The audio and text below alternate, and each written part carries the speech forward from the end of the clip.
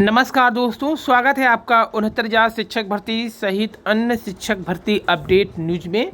तो आज बात होगा 69,000 शिक्षक भर्ती परीक्षा के थर्ड काउंसलिंग यानी रिक्त सीट के सापेक्ष जो काउंसलिंग होनी है। पहले आपको बता दें कि लखनऊ लीगल टीम की ओर से जो जारी किया गया है, इसमें बताया गया है गुणांक को लेकर के कोई मतभेद नहीं है। यहाँ सभी फैसले सर्वसम्मति से लिए जाते हैं। जो भी गुणांक कोई भी बताए उस पर ध्यान ना दीजिए, गुणांक अप्रत्याशित ही रहेगा। तो अगली चयन सूची प्रतिबद्ध अधिकतम सीट पर सभी लोग जरूर वोट करें। इसमें देखिए, वोट कराने के लिए इन्होंने 4 प्रकार से अच्छे प्रकार से कदम बनाया है, जिसमें ओबीसी 66.26 से 66.51 वोट, इसमें 258, ओबीसी 66.6625 तक है, यहाँ पर 22.19 वोट यानी 247। इसमें जो लोग भाग ले रहे हैं वो वोटिंग कर रहे हैं, कितना प्रतिशत वोट कहाँ कहाँ हुआ है, टोटल करके 1099 वोट अब तक पड़ा है। अगर आप भी वोट करना चाहते हैं तो नीचे एक कॉलम में लिंक दिया गया है, जाकर के वहाँ वोट कर सकते हैं। 69,000 शिक्षक भर्ती परीक्षा का जो थर्ड काउंसलिंग हो वो 8 से 10 अप्रैल के बीच में होगा, जैसा कि जानकारी के आधार पर बताया जा रहा है। वहीं जो डाटा पहुँचाने की डेट थी 3/4/2021, यहाँ पर देखिए एक्सेल सीट पर यानी कल था, यहाँ पर स्पष्ट उल्लेख भी हुआ है, यानी कल तक 3 अप्रैल तक डाटा भेजना था, जिसमें सभी डाटा पहुंचाने के लिए निर्देशित किया गया था कॉलम में। तो ये है इनका डेट जो बताया गया था, 3/4/2021 तक उपलब्ध कराना सुनिश्चित करें। एक्सेल के डाटा का किसी प्रकार का कोई परिवर्तन ना होने पाए, यानी जो नया निर्देश जारी होने के बाद जिसमें कुछ लोगों ने डाटा नहीं भेजा था संशोधन मैटर का, तो शासन ने बाद में जो लेटर जारी किया था उसके बाद 3 अप्रैल तक डेट बढ़ाकर किया गया था।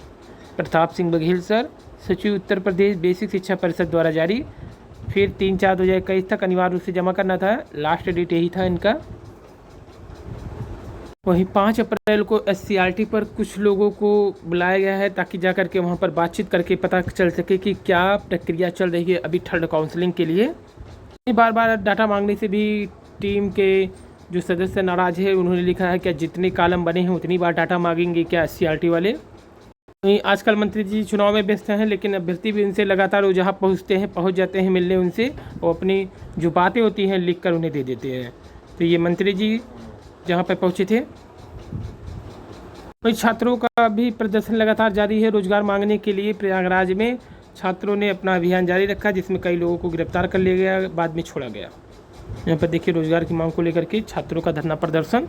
वहीं 69,000 शिक्षक भर्ती की बात करें तो अभ्यर्थियों ने मांगी है इच्छा मृत्यु। प्राइमरी स्कूल में 69,000 सहायक शिक्षकों की भर्ती प्रक्रिया में आरक्षण में गड़बड़ी का आरोप लगा करके 15 अभ्यर्थियों ने राष्ट्रपति व राज्यपाल को पत्र लिखकर इच्छा मृत्यु की मांग की है। तो ये मामला है आरक्षित वर्ग के अभ्यर्थियों का, जिसमें इच्छा मृत्यु की मांग की गई है। 69,000 सहायक शिक्षक भर्ती का मामला है। तो अभ्यर्थियों ने राज्यपाल तथा राष्ट्रपति को लिखे पत्र में स्पष्ट कहा है, या तो हमें भर्ती में न्याय दो या इच्छा मृत्यु। अभ्यर्थियों का आरोप है कि उत्तर प्रदेश में वर्तमान गतिमान 69,000 शिक्षक भर्ती में आरक्षित वर्ग के अभ्यर्थियों को आरक्षण के साथ खिलवाड़ किया जा रहा है।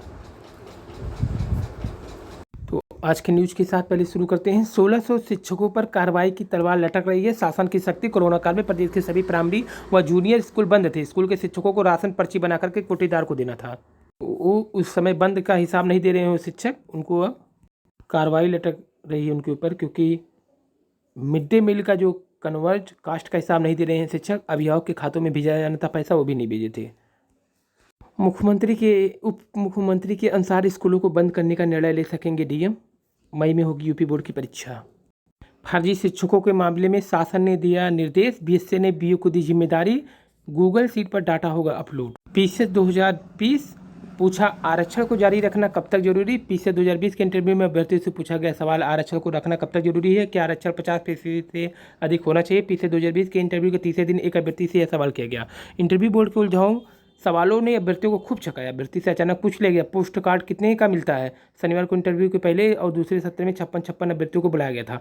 दोनों सत्र में 2 अभ्यर्थी अनुपस्थित रहे थे। 108 अभ्यर्थियों ने अपनी उपस्थिति दर्ज कराई थी। PCET के 487 पदों पर भर्ती के लिए उत्तर प्रदेश लोक सेवा आयोग में जारी इंटरव्यू में शनिवार को प्रयागराज से जुड़े कुछ सवाल भी पूछे गए।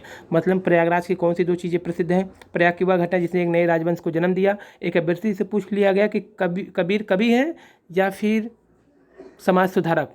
वहीं एक अन्य अभ्यर्थी से प्री कवि हुआ, उनकी कविता सुनाने के लिए कहा गया कि अभ्यर्थी से उलझाऊ सवाल किया गया कि डिग्निटी डेकोरम डिसिप्लिन को क्रम से लगाएं और क्रम से लगाने के कारण भी स्पष्ट करें। साथ ही पूछा गया लोकप्रियता, योग्यता, दक्षता तीनों एक साथ कोई प्रशासनिक अधिकारी कैसे प्राप्त कर सकता है। एक अभ्यर्थी से पूछ लिया गया अक्सर देखा जाता है कि गाड़ी भर भर कर ब्लॉक गाँव में जो पोषण विभाग से चोरी होता है वह क्या है और इस पर कैसे लगाम लगाई जाएगी। यूनिफॉर्म, जूते मोजे और बैग खरीदने के लिए 1100 रुपये दिए जाएंगे। वहीं परिषदीय स्कूलों के विद्यार्थियों को मिलेगा मुफ्त अनाज, परिवर्तन लागत की धनराशि खातों में भेजी जाएगी। लगातार फर्जी मिल रहे हैं शिक्षकों की सेवा भी समाप्त की जा रही है। फर्जी मिले 17 शिक्षक की सेवा हुई समाप्त। ये आजमगढ़ बीएससी ने की शिक्षकों पर FIR दर्ज, कार्रवाई का निर्देश। इन शिक्षकों पर भी होगा अब FIR। 17 शिक्षक और पकड़े गए हैं। इलाहाबाद की पहले दिन ही ऑनलाइन परीक्षा धड़ाम हो गई है, हंगामा जमकर हुआ। वहीं इंटरव्यू में भी पूछा गया था ठोको पॉलिसी पर आप क्या कहेंगे। एक अभ्यर्थी से पूछा गया जो आजकल विपक्षी दल ठोको पॉलिसी को लेकर बोल रहे हैं, आप इसे क्या कहेंगे। अभी जो यूपी सरकार 2 और जिलों में कमिश्नर व्यवस्था लाने जा रही है, या क्या होता है, यूपी की शिक्षा व्यवस्था कैसी है, वर्तमान में इनपुट के हिसाब से शिक्षा में कुछ आउटपुट दिखता है कि नहीं, क्या सुधार करेंगे। साक्षरता दर के मामले में यूपी भारत में स्थिति जैसे प्रश्न रहे। लोकप्रियता, योग्यता, दक्षता भी पूछे गए। और एक दिन में दुनिया के सबसे ज़्यादा 89,000 केस भारत में, मौत के मामले में तीसरे स्थान पर पहुंचा भारत। इंटरव्यू में भी पूछा गया था वर्तमान में हिंदी में कौन से प्रसिद्ध कवि हैं जो राष्ट्रवादी माने जा सकते हैं। आजकल विपक्षी पार्टी वाला भी प्लान किया है। प्रशासनिक मूल्य और नैतिक मूल्य में अंतर भी पूछा गया था। 8वीं तक के सभी स्कूल और कोचिंग संस्थान 11 तक बंद रहे। जॉब अलर्ट में देखिए RO परीक्षा की आवेदन तिथि बढ़ चुकी है। 337 पदों के लिए जो आई थी। कृषि अनुसंधान क्षेत्र में भी अब आवेदन का अवसर है। 287 पद हैं। योग्यता पर स्नातक चाहिए। फार्मासिस्ट सहित विभिन्न पदों पर भी मौका है। दिल्ली सबऑर्डिनेट के 1809 पद के लिए।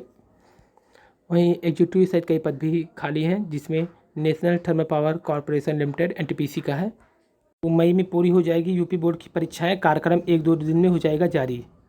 बोर्ड में 56 लाख से अधिक परीक्षार्थी है पंजीकृत। प्राइमरी शिक्षकों को अब स्कूल में रखने होंगे 13 रजिस्टर। और सिविल सेवा परीक्षा की समग्र तैयारी कराएगा सफलता का महाविशेषांक। अमर उजाला सफलता का IAS परीक्षा महाविशेषांक लॉन्च हो गया है।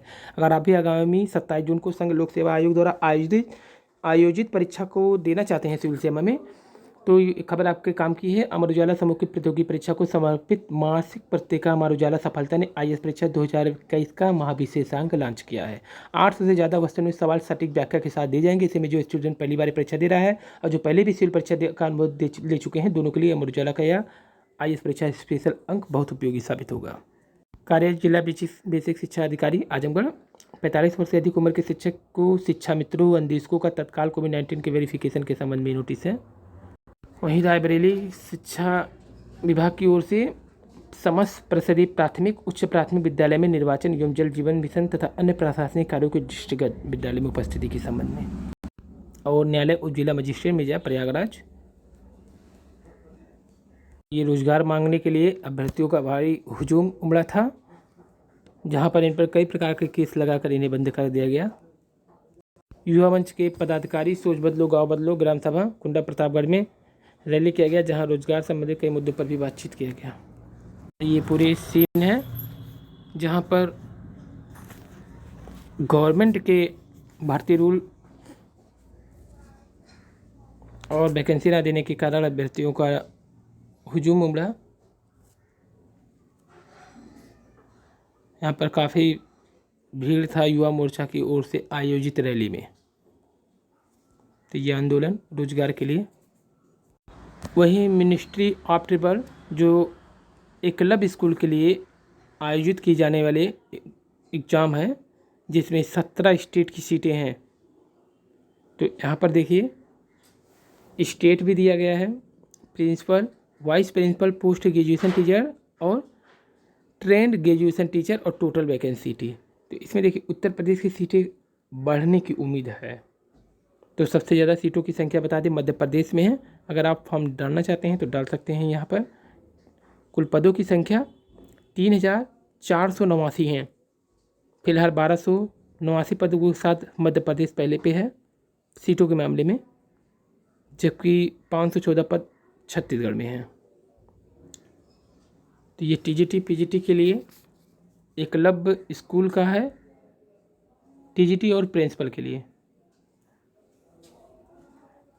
मिजोरम में 10 सीट ही है, लेकिन तेलंगाना की बात करें यहाँ तो 262 है, जबकि यूपी की अगर हम बात करें उत्तर प्रदेश की तो 89 सीटें हैं। यहाँ पर पोस्ट ग्रेजुएशन के लिए सीटों की संख्या 37 और टीजीटी के लिए सीटों की संख्या 38 है उत्तर प्रदेश का।